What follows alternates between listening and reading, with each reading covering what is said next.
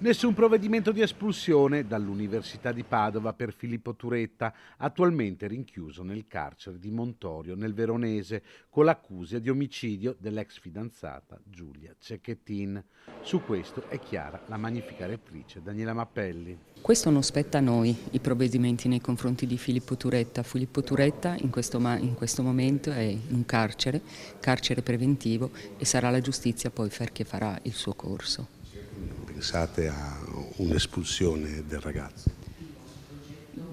Non è neanche possibile un'espulsione da parte del ragazzo. Poi considerate che noi siamo un ateneo che ha un polo in carcere, per cui se crediamo nella rieducazione della pena sicuramente non prevediamo un'espulsione. Nel frattempo, l'università, che si è stretta attorno alla famiglia Cecchettin, nel ricordo di Giulia, ha fissato la data del conferimento della laurea alla memoria della studentessa uccisa dall'ex fidanzato. Il Senato accademico ha deliberato, ma era una decisione che noi sapevamo di aver preso fin dalla prima ora, anche perché ricordiamoci che Giulia Cecchettin aveva terminato tutti gli esami, aveva consegnato anche la tesi di laurea, per cui era doveroso da parte nostra, quindi da parte dell'università, consegnare poi una laurea alla memoria alla famiglia.